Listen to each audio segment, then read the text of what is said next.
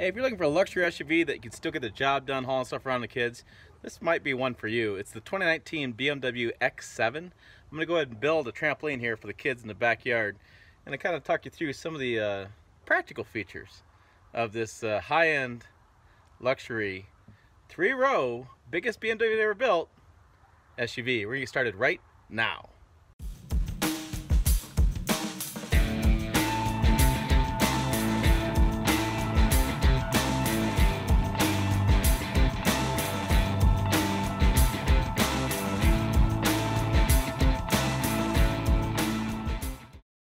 Hey, it's Domestic Pickup Truck plus SUV Talk, and my passion is trucks and SUVs. If that's your passion too, hit subscribe below, hit bell notification to be notified of a new video put out.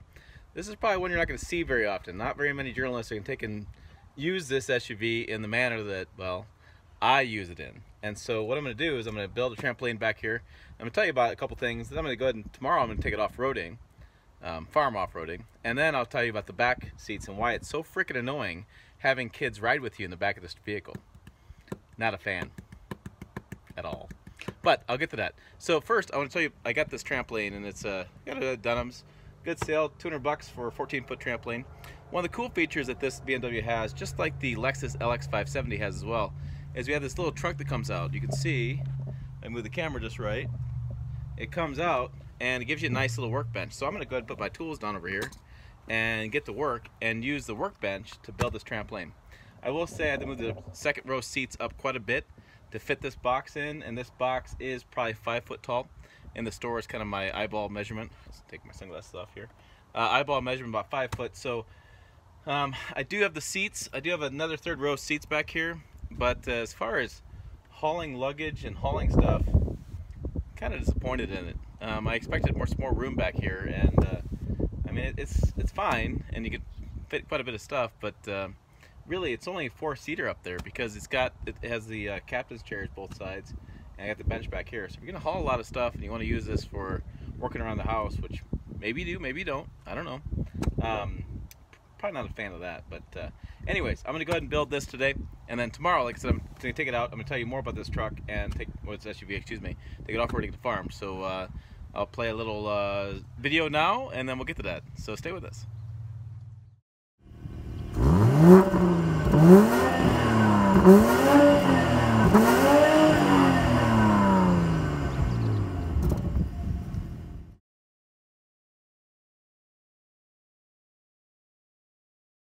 I want to show you this.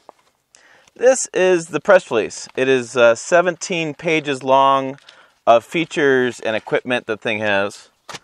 And this is the owner's manual. It is 350 pages, and frankly, you got to read the damn thing. This car is so complex that even a guy like myself, who drives a lot of new cars all the time, I've really had some troubles with it.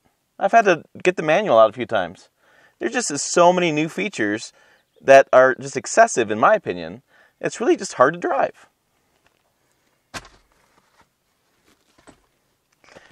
Nothing I don't like about it. And I do a lot of these in this channel. If this is something you'll see a lot that I talk about, is I'm a big proponent of entry and exit. This is how we get in the vehicle and get out of the vehicle. Very simple, right? My thought is you can make it as fancy as you want of the vehicle, make it as fancy as you care for, but if you can't get in and out of the damn thing, then it's not useful. If every time you get in and out you hate it, then your entire viewpoint of the vehicle is hatred.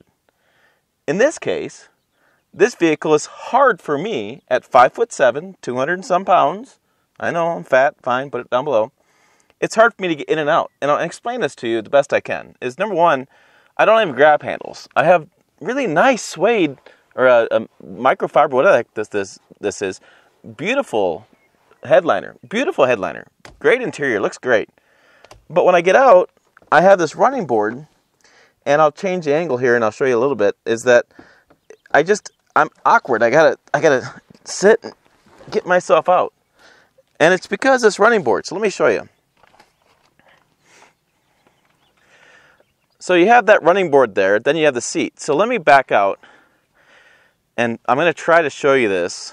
I think the easiest way for me to show you my frustrations is by getting in and out. I mean, that's engineers watching BMW. This is what I'm doing. This is how I'm getting in and out.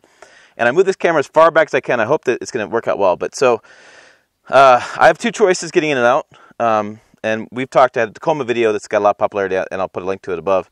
But you know, you can duck your head in, you can do whatever. So I could try to sit on the seat and get in, but I can't make it. I can't reach the seat. My butt is on the seat, on the edge. It doesn't get on there. And so what I've been doing is I've been mixed, so I can go like this, and then I mean I'm above the car. You can't even see me in the frame. That's how high I'm above this car. I can put my leg in, which is what I've been doing. But I mean, this is as far as my width of my legs go. I mean, I'm not very flexible, I guess. I need to be more flexible to get this. But when I sit down, I'm on the bolster. Right now, I'm sitting right on the bolster.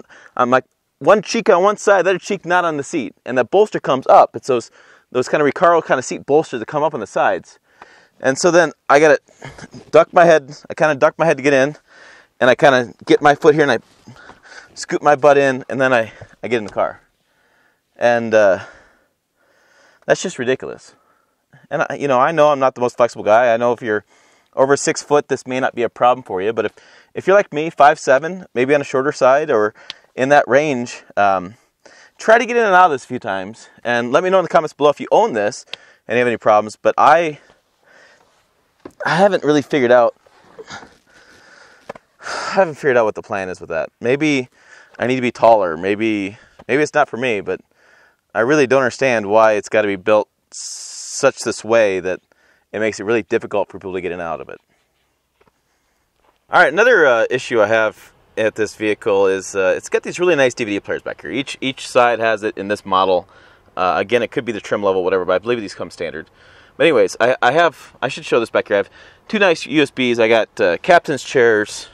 These slide back and forth so you can adjust, and then I have really nice cup holders down here and USBs, and I got temperature control. I got quite a few features. I have a DVD player down there because I can play movies back here. But here's my frustration, and if you remember the intro, I said about having kids is kind of frustrating. So back here, I can change the volume, I can go to navigation, I can pick a spot, I can set location, and so what's happening back here is, if you can see, I'll do the screen here, I can change the screen up, and I can change radio stations, and so that's on the screen. So what I'm doing, I guess you can't see it so well, but I can change this all different places. I can do traffic info, I can do a lot of stuff back here, but the driver, is going to be seeing all that stuff at the same time. And I can even go in and I can actually read the owner's manual if I want to, which is really helpful because you need to with this damn thing. I got all these different heads-up display. I can change the integrated universal remote control. I mean, I got so much stuff going on here. And so what happens back here is the kids can play around with this stuff. And then as you're driving, it's a little distracting, I'll be honest with you. What we can do. Yeah, I can change all this kind of stuff right from back here. And I was thinking about, they were opening the moonroof on me. So I'm driving down the road, and I have a back one too. So I have three moonroof, like a panoramic moonroof here. I got a sunroof back there for third row. This is a sunroof here too. And I was trying to see if I can change the second row seating back here. There's just so much going on. I don't know what button they were pushing to open that sunroof. But I mean, here's my point of view on this: these headrests are comfy. I got to give them credit for these headrests are really comfy. Is that it's great to give power back here as far as control of radio and stuff like that. That's fine if it's adult only. Right? I mean, what I mean by that is I got kids, and I'm driving down the road trying to pay attention to what's going on, and these kids back here are changing the channel, they're increasing the volume, they're goofing around, they're laughing, they're opening the moonroof, closing the moonroof, they're playing with all these different features, and it's really distracting actually, and really kind of dangerous. And I spend a lot of time yelling at my kids to stop pressing buttons because I have no control over what they're doing from the front. And again, maybe it's in manual somewhere. Maybe I can read the manual front to back and I can turn all that stuff off. But you know, if you're going to build a family-friendly SUV, which I kind of think this should be, 3-passenger or 3-row, 5-seater, actually could be 7 with if you do a bench, 2 benches, or I mean 3, 4, 5. No, it is 7. Sorry, 7. With the captain's chairs, the 3-row in the back, and the 2 seats.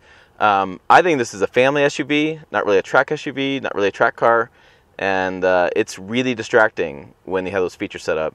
I understand the point behind it, but man, it's tough. Another one of my complaints or concerns or issues with this vehicle is got to be the key fob. This thing.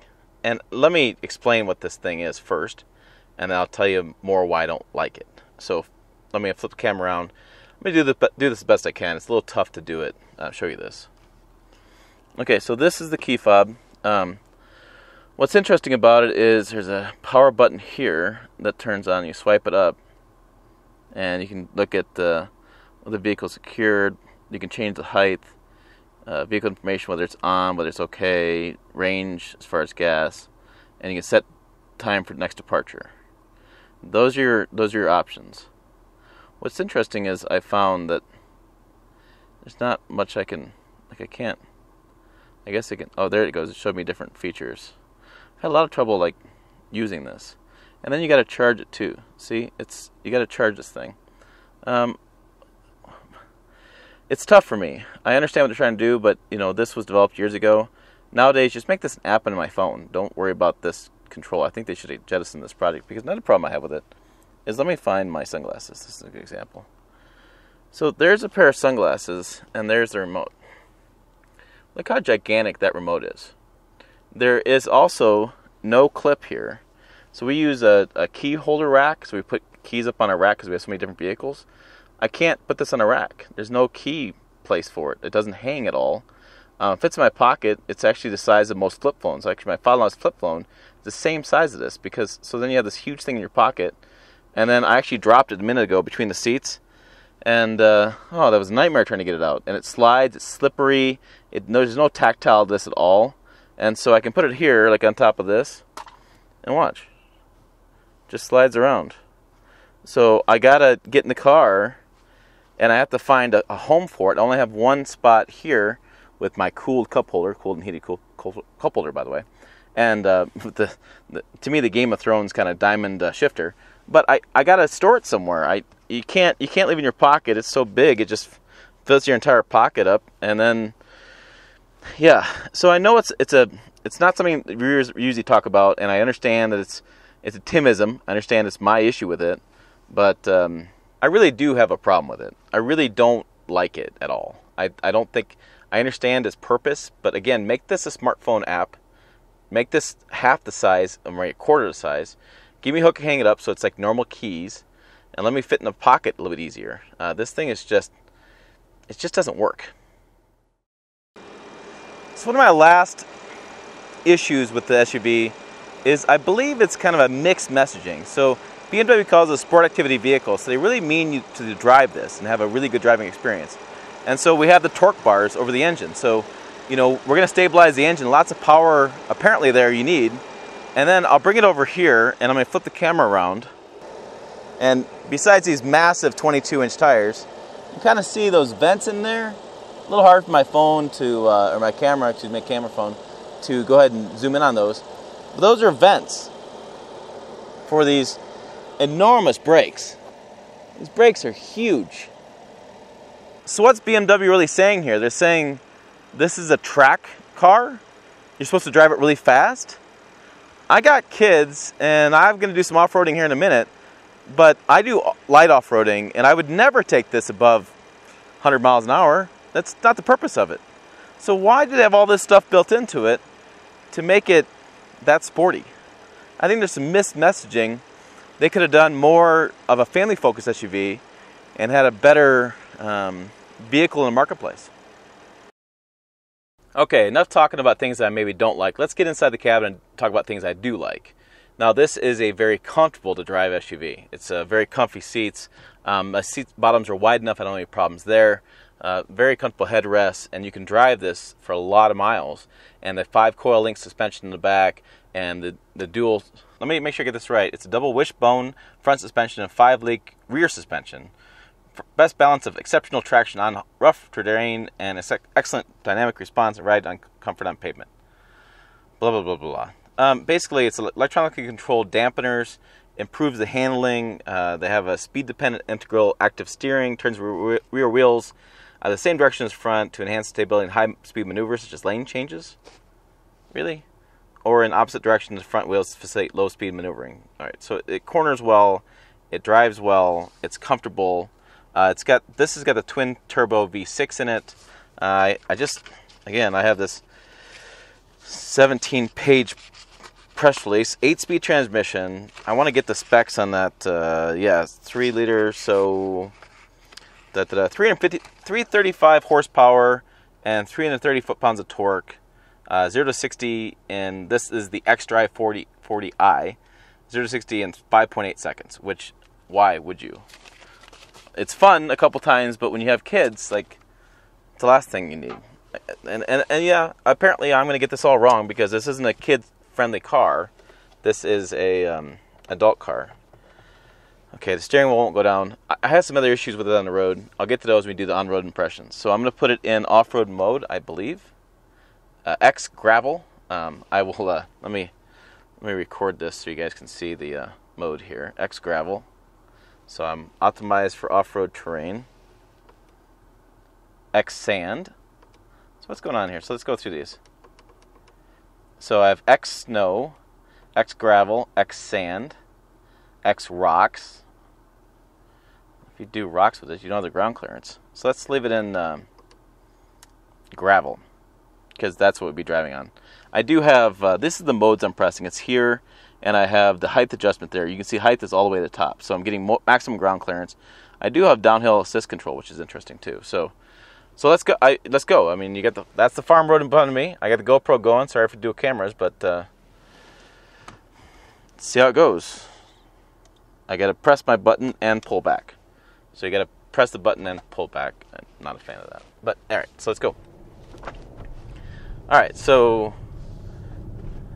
again, I got 22-inch wheels. I'm pretty high off the ground. I do have the front fascia hangs low for aerodynamics, so I'm a little concerned with that. So I will be a little more gentle than I would be other vehicles.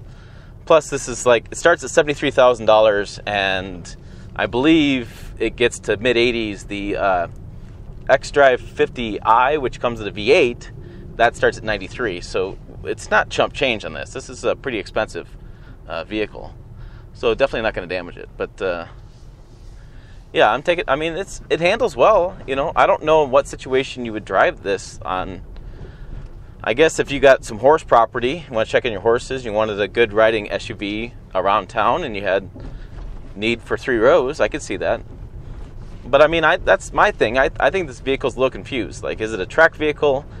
Is it a family vehicle? What is it? And exterior-wise, they've definitely just taken the same exterior language they've been using with a big front grille and just carried it over. So I don't know. It's definitely an interesting vehicle. So let's. I'm going to go ahead and finish this road and get you a little more video, and then we'll go ahead and hit the highway. I'll talk to you on the way back on a few more gripes and some things that are really nice about it. All right, as I'm driving off the dirt here and getting on the pavement, I thought I'd just do a quick little video. You can kind of feel you can't feel. You can see the vibrations in the camera as I'm driving. It's on these washboards doing 50 miles an hour. It's nice and smooth. There's no problem there. I'm still in the off-road mode, I believe. Let's see. Well, stop sign. All right, so let me go off the off-road mode, right? I do like this. Oh, Lord. Home. So, let me just, can I change? Oh, so I'm going to put on comfort mode or adaptive mode. Predictive adjustment of the vehicle setting for driving situation. Let's do sport mode. And it's lowering me down. So I'm dropping down even lower. So I'm going to go really fast. I don't know how to say this without being kind of a jerk, but this car is too complex. Like I said, it's very complex. It's great drive, man. you know, that's fun by myself. If I had stuff in the back or I had kids, wife may yell at me a little bit. It's a fun to drive car. It's comfortable, really comfortable. I mean, on dirt roads and paved roads, man, this thing is awesome. I almost fell asleep driving because it's so damn comfortable. But I can't because it's got so many lane departure things and adaptive cruise things. So watch. Whoa! Did you see that in the camera? Yeah. If I get over this lane without cruise control on, it's gonna bring me back, and it forcefully brings you back. Pro and con. Pro good, if you get sleepy. I had to drive home one night at 2 a.m. this week, and really good for that. Con is, I also passed a guy riding a bicycle, and that was a little nervy because I was fighting the car to get over around. So I wanted to give him more room. So then I'm gonna set cruise, which I think I've got it figured out. You know, I drive a lot of cars a year. I do. I've driven a $400,000 Rolls Royce. I've driven even $20,000 Toyota Corolla. I've driven all these different cars. I gotta say, setting cruise on this has really challenged me, and I need to spend time in this 400-page manual to really get the hang of it, which is unfortunate, and that's my biggest beef, is in today's world of cars and the buyer for this mindset, last thing I want to do is learn how to use a system that, well, I don't need to spend time in the book trying to figure out how to use a system such as cruise control. You know, that should be so intuitive for me, especially for a guy who's got my knowledge of vehicles. I should be able to run this system no problem. But I've had a lot of issues with it, and trying to get it set right, and trying to get lane departure right, and it's got adaptive cruise and regular cruise, I guess, and different buttons, and I can literally drive itself. Like, I got hands off now, there's nobody around here, but it's literally using the lanes to go back. But then it tells me, beep, beep, beep, beep, beep, beep. It flashes me yellow, I gotta put my hands on the wheel. Okay, that's great. I like that feature. You know, if I get to talk a little bit, maybe it takes me in a lane, awesome safety feature. But I've had it do it where I'm driving and it still tells me to do it. So it doesn't work perfectly, and I understand that. But it's not the most fun. I require a lot more thought driving this car than I should. Like I said, it's a very comfortable ride, but I got to pay attention to what I'm doing here on the steering to make sure that I don't have to get jerked, I don't have lights come on, I don't get yelled at. I mean, it's like my wife is sitting there with me when I'm driving. Oh, fuel economy. I always want to make sure I mention that. I think I can tell you. Oh, nope, that's not right. Sorry, a bug hit the windshield. That's the other screen. This screen. Yeah. I have no way to tell you. I can tell you that I have done 37.3 miles on this trip, and I'm doing 31.3 mile per hour. No, that's mile per hour. I have no idea. Is this button? No. Okay, guys. I have no idea what fuel economy is. Sorry. It's too complex. I don't know where to look. I didn't know the first place to look. Can't tell you that one.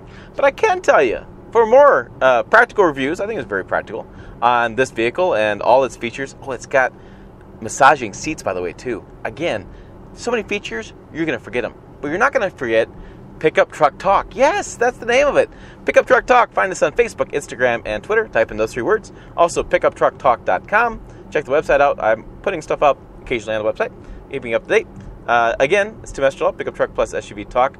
As always, thanks for watching, and I'll see you down the road.